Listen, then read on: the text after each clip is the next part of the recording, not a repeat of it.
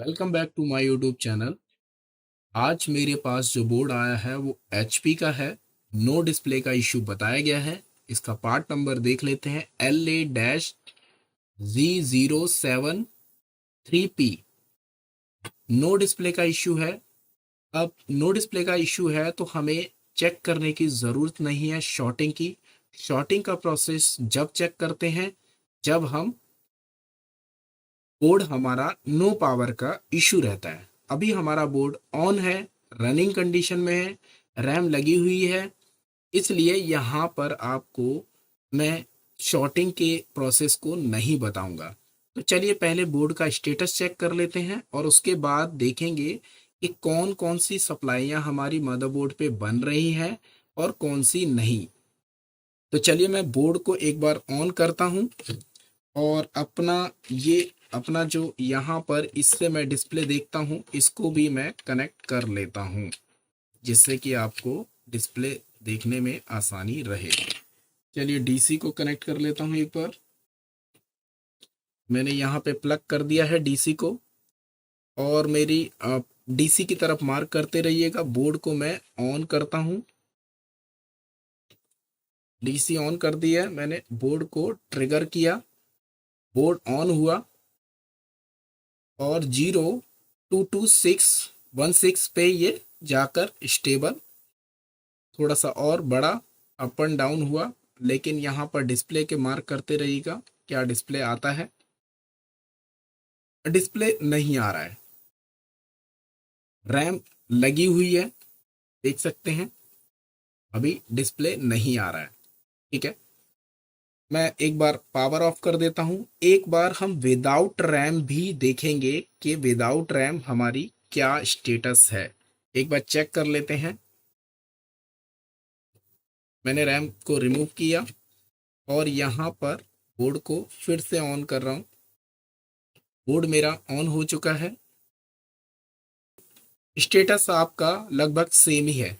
तो सबसे पहले हम अब चेक करेंगे वन बाय वन कि हमारी कौन कौन सी कॉइल्स पर सप्लाई बन रही है या नहीं। चलिए मैं डीएसओ को एक बार कनेक्ट कर लेता हूं और चेक करेंगे कि सप्लाई कौन सी कॉइल्स पर बन रही है। ये हो सकता है एक, आप देख सकते हैं यहाँ पर ये कॉइल लगी है, इस पर भी सप्लाई बनती हुई नजर आ रही है। यहाँ पर भी आपको बन रही है सप्लाई और यहाँ पीडब्ल्यूएम भी चेक करा करें। और एक कॉइल यहाँ नज़र आ रही है मुझे। ठीक है, थोड़ा सा और इधर कर लेता हूँ बोर्ड को ताकि आपको अच्छे से। ठीक है, ये वोल्टेज भी है और यहाँ पर वोल्टेज शायद ज़्यादा जा रही है, इसलिए यहाँ पर भी पीडब्ल्यूएम है। ठीक है, ये वोल्टेज कॉइल बन रही है। एक कॉइल नज़र यहाँ पर आ रही है। ठीक है, ये भी वोल्टेज बन रही है और यहाँ पर भी आपको वोल्टेज बन रही है। ठीक है, और तो कॉइल नज़र नहीं आ रही है। और पीछे देख लेते हैं, पीछे कोई कॉइल नहीं है। ठीक है, अब फिर से मैं क्या करूँगा, रैम को लगा दूंगा और चेक करूँगा क्या मेरा मदरबोर्ड रैम को सेलेक्ट कर रहा है। रैम को कैसे सेलेक्ट कर रहा है और कैसे पता लगता है कि रैम हमारी सेलेक्ट हो गई है, उसके लिए हमें रखना होगा बायोस पे। और मैं मेरी डीएसओ की तरफ मार्क करिएगा और यहाँ पर मैं ट्रिगर कर रहा हूँ। आपने ध्यान दिया डीएसओ की तरफ? देखिए मैं क्लोज कर रहा हूँ, फिर से पावर ऑफ करता हूँ मदरबोर्ड की। यहाँ पर चेक करिए, मैं थोड़ा सा इसकी रैम हटाकर भी एक बार चेक कराऊंगा आपको। आपने देखिए यहाँ पर कुछ आपने ध्यान दिया हो डीएसओ में। फिर से मैं बंद करता हूँ बोर्ड को। बोर्ड ऑफ हो गया है। डीएसओ की तरफ मार्क करिएगा और वहां पर जो रैम सेलेक्ट है, यहाँ पर देखिए ये पहला जो स्टेप होता है उसको कहते हैं चिप सेलेक्ट। अब इसके बाद जो आएगा उसे कहा जाएगा रैम सेलेक्ट होना, यानी कि रैम सेलेक्ट हो चुकी है यहाँ पर। ठीक है, ये डीएसओ से कंफर्म किया, लेकिन रैम सेलेक्ट होने के बाद एसओसी की तरफ से रिवर्ट में जो डेटा आना चाहिए था वो डेटा नहीं आ रहा है। उसका कारण हो सकता है कि मेरी बायोस का डेटा करप्टेड हो, इस वजह से भी हमारा डिस्प्ले नहीं आ रहा हो। चलिए एक बार मैं इसको कनेक्ट करता हूँ, क्या पता डिस्प्ले आ गया हो। नहीं, डिस्प्ले तो नहीं आया है। ठीक है, तो अभी आपने देखा कि कैसे मैंने डीएसओ की मदद से, दोबारा से कंफर्म करता हूँ, देखिए एक बार और कनेक्ट करता हूँ। यहां पर मैंने कनेक्ट किया और डीएसओ की तरफ मार्क करिएगा। ठीक है, चिप सेलेक्ट हुई।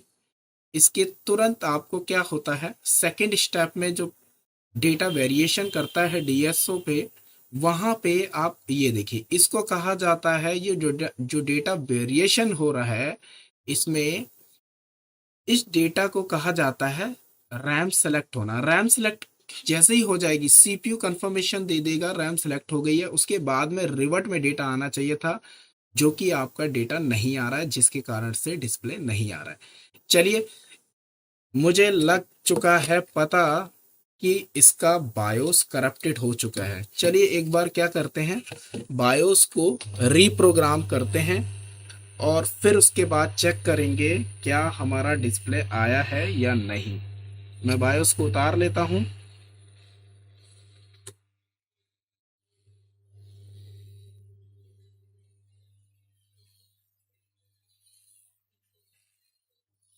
याद रखिएगा, डीएसओ से आप कंफर्म कर सकते हैं कि आपकी रैम सेलेक्ट हुई है या नहीं, या फिर रैम सेलेक्ट हो गई है तो रैम की सभी रिक्वायरमेंट पूरी हो चुकी है।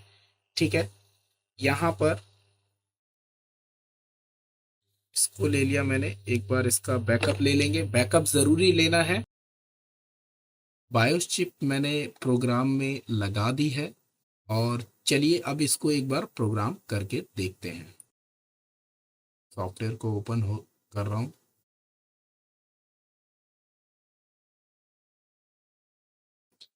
बायोस चिप का बैकअप हमेशा लें, चाहे वो भले डैमेज ही क्यों ना हो। कई बार क्या होता है, हल्का से इसको प्रेस करूंगा, कई बार क्या होता है, रीड करूंगा, कई बार होता है हम बायोस का बैकअप नहीं लेते हैं तो बायोस चिप खराब होने के कारण से मदरबोर्ड सेम कंडीशन पर भी नहीं आ पाता है। ये मेरे पास इसका बैकअप पहले कोई टेस्टेड डेटा रखा हुआ है, इसी में मैं सेव कर दूंगा, ओपन करूंगा और डेस्कटॉप पे जाऊंगा मैं, यहाँ पे या, और ये 8 MB का डेटा यहाँ राइट कर दूँ।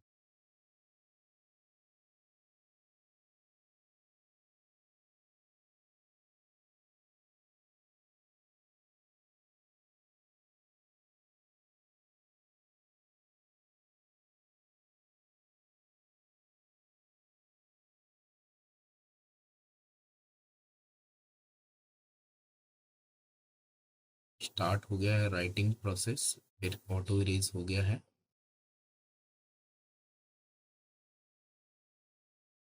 चलिए, हमारी राइट प्रोसेस सक्सेसफुल हो गया है और ये वेरीफाई हो गया। बायोस हमारी प्रोग्राम हो चुकी है। अब चलते हैं हम मदरबोर्ड की तरफ। चलिए, बायोस चिप को हम निकाल लेते हैं और अपने मदरबोर्ड पे इसको एक बार लगाकर चेक करते हैं। ठीक है, बायोस हमारी प्रोग्राम हो चुकी है और हम लगाएंगे इसे अपने मदरबोर्ड पे और फिर चेक करेंगे क्या हमारा डिस्प्ले आया है या नहीं।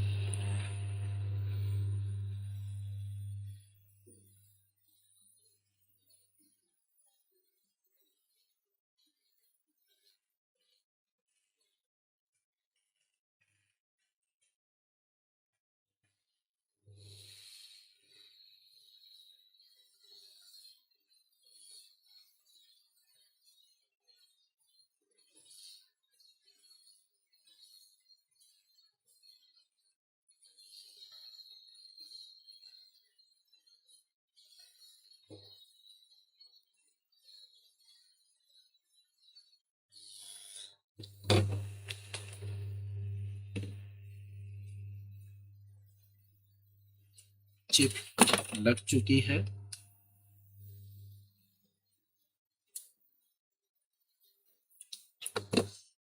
ठीक है, चिप लग चुकी है और रैम ऑलरेडी लगी हुई है इसमें। और अब चेक करेंगे हमारा मदरबोर्ड में डिस्प्ले आया है या नहीं। और मैं आपको बता दूं, वो आपको चेक करना है जो आपने अभी पहले चेक किया था। पहले चेक किया मतलब अभी आप क्या कर रहे थे, डीएसओ की मदद से आप देख रहे थे कि डेटा का वेरिएशन क्या हो रहा था। चलिए, हमारी बायोस भी लगभग ठंडी हो चुकी है। मैं डीसी को एक बार कनेक्ट कर देता हूं। मैंने डीसी कनेक्ट कर दिया है यहाँ पर। और मैं अपनी डीएसओ की प्रॉप को भी कनेक्ट कर लेता हूँ यहाँ पर। और उसके बाद हमें देखना है क्या हमारे मदरबोर्ड में डिस्प्ले आया है और या नहीं। और दूसरी बात, आप इस चीज़ को भी चेक करेंगे वीडियोस को बैक जाकर कि हमारी जो बायोस की पिन पर डेटा का जो वेरिएशन आ रहा था वो किस तरीके से आ रहा है या नहीं। एक बार रुकिए, मैं दोबारा से ऑफ करता हूँ। ठीक है,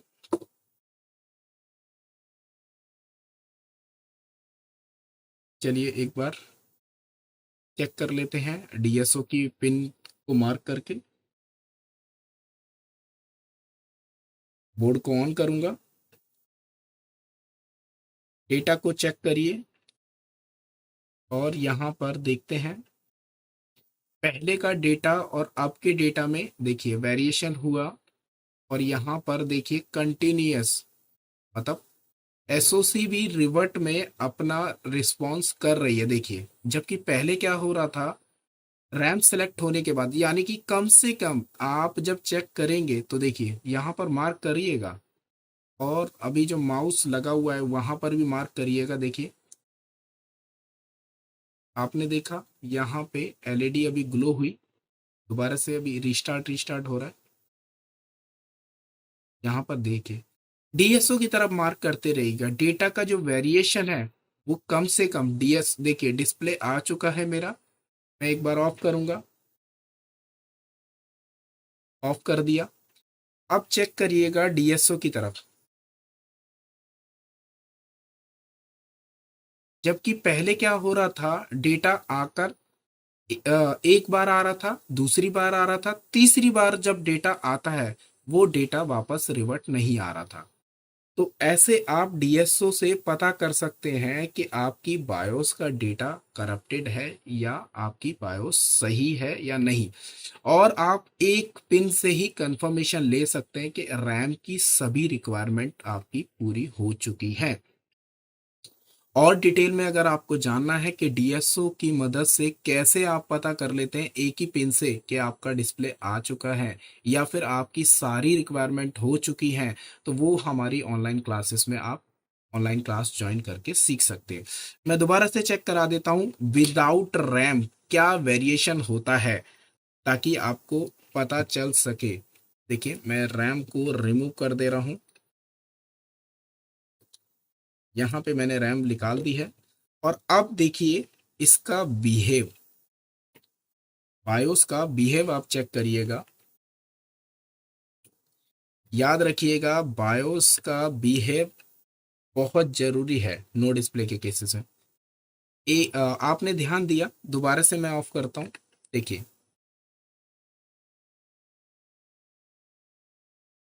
ऑफ हो गया। यहाँ पे चेक करिए, तो दोबारा से मैं ऑन करना पड़ेगा, सही से लग नहीं पाया प्रॉप। ठीक है,